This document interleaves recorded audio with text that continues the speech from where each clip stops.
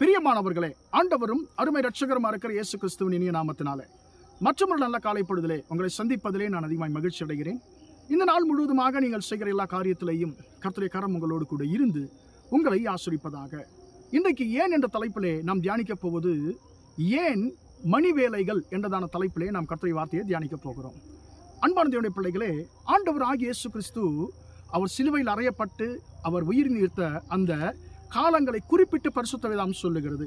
Mark 15ஆம் அதிகாரத்திலே 25, 33, 34 வசனங்கள் 3 மணி நேரங்களை குறித்து நம்மோடு கூட பேசுகிறது. முதலாவதாக 25 சொல்லுகிறது. மார்க் 15:25 அவரை சிலுவையில் அறைந்த பொழுது 3ஆம் மணி வேலையா இருந்தது என்று சொல்லி நாம் வாசிக்கிறோம்.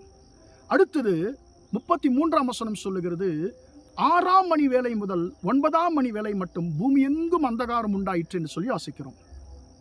அடுத்தது 34ஆம் வசனத்திலே 9ஆம் மணி நேரத்திலே இயேசு ஏலோயி ஏலோயி லாமா சபக்தானி என்று சொல்லி அவர் மிகுந்த சத்தமிட்டு கூப்பிடுகிறதை நாம் வாசிக்கிறோம். அன்பார்ந்த தேவனுடைய பிள்ளைகளே, ஏன் இந்த குறிப்பிட்ட கால நேரங்கள் அங்கே சொல்லப்பட வேண்டும் என்று சொல்லி நமக்கு ஒரு சந்தேகம் எழலாம், ஒரு கேள்வி எழலாம். இன்னைக்கு அதைத்தான் நாம் தியானிக்க போகிறோம். முதலாவதாக நாம் யூதர்களுடைய நாள்காட்டியை நாம் பார்க்க வேண்டும்.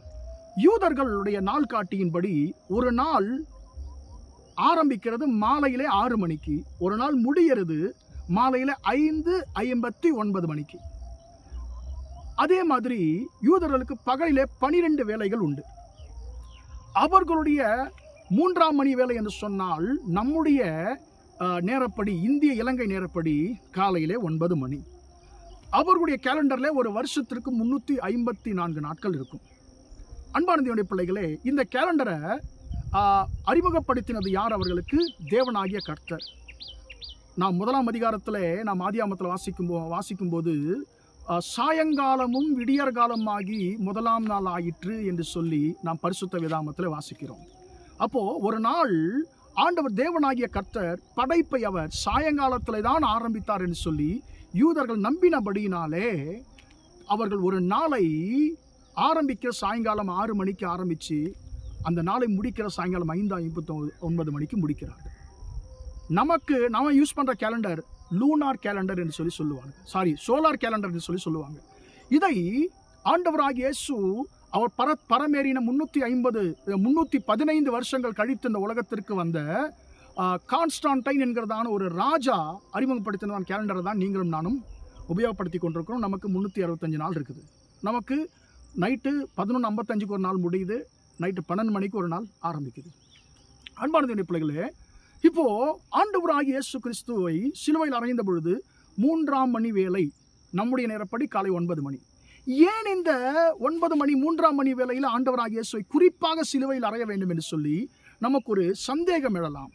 அன்பான தேவனுடைய பிள்ளைகளே, அந்த காலை 9 மணி அவர்களுடைய டைம் படி 3 மணி என்பது ஆசரிப்பு கூடாரத்திலே கர்த்தருக்கு அவர்கள் காலை பலி செலுத்துகிற நேரம், காலை நேர பலியை செலுத்துகிற நேரம்.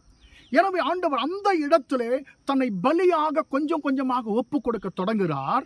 கிட்டத்தட்ட 6 மணி நேரம் ஆண்டவராகிய இயேசு சிலுவையிலே தன்னை கொஞ்சம் கொஞ்சமாக முழுவதுமாக பலியிட ஆரம்பிக்கிறார். காலையிலே ஆரம்பிக்கப்பட்ட பலி அன்பான எப்பொழுது முடியுது என்று சொன்னால் 6 மணி நேரம் கழித்து பகல் நம்முடைய நேரப்படி 3 மணிக்கு அவர்களுடைய டைம் படி 9ஆம் மணி வேலையிலே முடிகிறது. ஏன் இந்த 9ஆம் மணி வேலை குறித்து வசனம் சொல்ல வேண்டும்? அந்த 9ஆம் மணி வேலையிலே ஆண்டவர் சொல்லுகிறார், என் தேவனே ஏன் என்னை கைவிட்டீர்? கிட்டத்தட்ட 3 மணி நேரம் பூமி எங்கும் அந்தகாரம் உண்டாயிற்று என்று சொல்லி அதற்கு முந்தைய வசனம் 33ஆம் வசனம் சொல்லுகிறது. அந்த 3 மணி நேரம் அந்தகாரமாக இருக்கும் பொழுது 9ஆம் மணி வேலையிலே ஆண்டவர் சொல்லுகிறார், என் தேவனே ஏன் என்னை கைவிட்டீர் என்று சொல்லி. அன்பான தேவனுடைய பிள்ளைகளே, இந்த குறிப்பிட்ட இந்த 9ஆம் மணி வேலையை ஏன் அந்த வசனம் குறிப்பிட்டு சொல்ல வேண்டும் என்று சொல்லி பார்க்கும் பொழுது முதல் காரணம், இந்த 9ஆம் மணி வேலை தான் பிற்பகல் 3 மணி நம்முடைய டைம் படி ஏதேன் தோட்டத்திலே தேவனாகிய கர்த்தர் ஆதாம் ஏவாளை சந்திக்கிற நேரம். தோட்டத்திலே தேவனாகிய கர்த்தர் தன் பிள்ளைகளோடு கூட உலாவுகிற நேரம் இது என்று சொல்லி யூதர்கள் நம்பினபடினாலே எந்த நேரத்திலே கர்த்தர் தம்முடைய பிள்ளைகளை சந்திக்க வருகிறாரோ அந்த நேரத்தை பிற்காலத்தில் அவர்களுடைய ஜப வேலையாய் மாற்றினார்கள். முதல் காரணம். ஏன் இந்த 9ஆம் மணி வேலை இது கர்த்தர் ஏதேன் தோட்டத்திலே ஆதாம் ஏவாளோடு கூட உலாவின நேரம், அவர்களை சந்தித்த நேரம். இரண்டாவது, ஏன் இந்த 9ஆம் மணி வேலை குறித்த பரிசுத்த வேதம் குறிப்பாய் சொல்லுகிறேன்னு சொன்னால், இந்த 9ஆம் மணி வேலை 3 மணி என்பது ஆசரிப்பு கூடாரத்தில் அந்தி பலி செலுத்துகிற நேரம், சாயங்கால பலி செலுத்துகிற நேரம். ஆசரிப்பு கூடாரத்தில் காலையில் 9 மணிக்கு ஒரு பலி செலுத்தணும், சாயங்காலம் 3 மணிக்கு ஒரு பலி செலுத்தணும் அவர்கள். அன்பார்ந்த தேவனுடைய பிள்ளைகள், இப்போ என்ன நடக்குது?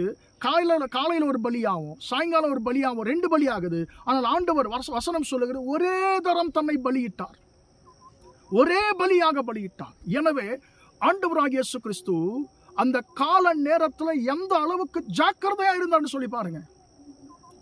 காலையில் ஒரு பலி, சாயங்காலம் ஒரு பலி அல்ல, காலையிலிருந்து சாயங்காலம் வரைக்கும் ஒரே பலி, ஒரே தரம் தன்னை பலியிட்டார். அன்பான தேவனுடைய பிள்ளைகளே, கடைசியில் 9ஆம் மணி வேளையில் ஆண்டவர் சொல்லுகிறார், பிதாவே உம்முடைய கைகள் என் ஆவியை ஒப்புவிக்கிறேன் சொல்லி அவர் ஜீவனை விட்டார். காரணம் என்ன?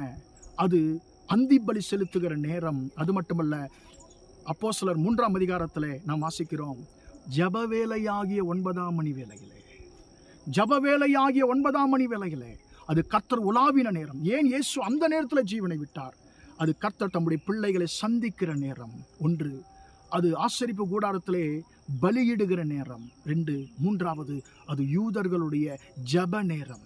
எனவே ஆண்டவராகிய இயேசு கிறிஸ்து காலை 9 மணியிலிருந்து நம்முடைய டைம் படி சாயங்காலம் 3 மணி வரைக்கும் அவர் 6 மணி நேரம் சிலுவையில் தொங்க காரணம் என்னவென்று சொன்னால், தன்னை ஒரே தரம் பலியிட வேண்டும், ஒரே பலியாய் ஒப்பு கொடுக்க வேண்டும், முழுவதுமாய் தன்னை பலி கொடுக்க வேண்டும் என்றதான ஒரு உன்னதமான நோக்கத்தோடு ஆண்டவர் எல்லா உபத்திரவங்களையும் அவர் 6 மணி நேரம் சகித்து கொண்டு சரியாய் அந்த ஜப நேரத்தில், கர்த்தர் தம்முடைய பிள்ளைகளை சந்திக்க வருகிற நேரத்தில், அந்தி பலி செலுத்துகிற நேரத்தில் தன் ஜீவனை ஒப்பு கொடுத்தார். அன்பான தேவனுடைய பிள்ளைகளே, பைபிளில் ஏதோ வசனங்கள் ஏதோ சும்மா எழுதப்பட்டதல்ல, அதில் ஒவ்வொரு வசனத்தின் பின்பதாக ஒரு பெரிய ரகசியம் அடைந்து இருக்கிறது.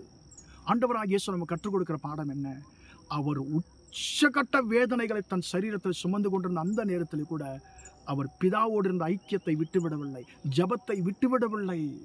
எனவே நாமும் கர்த்தரோடு கூட இருக்கிற ஐக்கியத்தை நாம் பாதுகாத்து கொள்ள நாம் எப்பொழுதுமே ஜாக்கிரதையா இருப்போம். யாருக்காகவும் எதற்காகவும் எந்த சூழ்நிலையிலையும் கர்த்தரோடு கூட இருக்கிறதான உங்கள் ஐக்கியத்தை, நீங்கள் கர்த்தரோடு செலவிடுகிற நேரத்தை நீங்கள் யாருக்காகவும் எதற்காகவும் விட்டு கொடுக்காதபடிக்கு நீங்களும் நானும் ஜாக்கிரதையா இருக்க வேண்டும் என்பதை இந்த பாடம் நமக்கு கற்றுக் கொடுக்கிறது. நம்முடைய ஜப நேரங்களிலே ஜாக்கிரதையா இருப்போமா? ஜெபிப்போம். இரக்கமுள்ள தகப்பனே, உம்மை நன்றியோடு துதிக்கிறோம், ஸ்தோத்திரிக்கிறோம். இம்மட்டுமாக அந்த வார்த்தைகளை கேட்ட உம்முடைய பிள்ளைகளை நீ ஆசீர்வதிக்கும்படியா ஜெபிக்கிறேன் ஐயா. தகப்பனே, ஆண்டவர் இந்த கால நேரங்களை குறித்து ஆண்டவரே பெரிய ரகசியத்தை எங்களை கற்றுக் கொடுத்த முடிக்கிறதுக்காக ஸ்தோத்திரம். ஆண்டவரே, அது நீர் உம்முடைய ஜனங்களை ஆண்டவர் சந்திக்க வருகிற நேரம். ஆண்டவரே, அது யூதர்களுடைய ஆண்டவரே ஆண்டவரே அந்த யூதர்களுடைய ஜப நேரம், யூதர்கள் ஆண்டவரே உமக்கு பலி செலுத்துகிற நேரம். அந்த நேரத்திலே நீர் உம்முடைய ஜீவனை ஆண்டவரே ஒரே பலியாக ஒரே தரம் நீர் பலியிட்டீர். ஆண்டவரே, எங்களுக்கு நித்திய மீட்பை உண்டாக்கினீரே, உமக்கு ஸ்தோத்திரம் ஐயா. ஆண்டவரே, ஜீவன் போகிற நேரத்திலேயும் ஆண்டவரே ஜபத்தை ஆண்டவரே முக்கியப்படுத்த வேண்டும் என்ற பாடத்தை எங்களுக்கு கற்றுக் கொடுத்திருக்கிறோம். உமக்கு ஸ்தோத்திரம். எங்கள் வாழ்க்கையிலையும் ஆண்டவரே ஆண்டவரே உம்மோடு கூட இருக்கிற எங்கள் ஐக்கியத்தை நாங்கள் ஜாக்கிரதையை பாதுகாத்துக் கொள்ள கிருபை தாரும். இந்த வார்த்தைகளை கேட்கிற ஒவ்வொருக்கும் அந்த கிருபை தந்து நடத்தும்படியாய் இயேசுவின் நாமத்தில் ஒப்பு கொடுத்து ஜெபிக்கிறேன், ஜீவனுள்ள நல்ல பிதாவே. ஆமேன், ஆமேன். பிரியமானவர்களே, கர்த்தர் உங்களை ஆசீர்வதிப்பாராக. Praise the Lord, praise the Lord.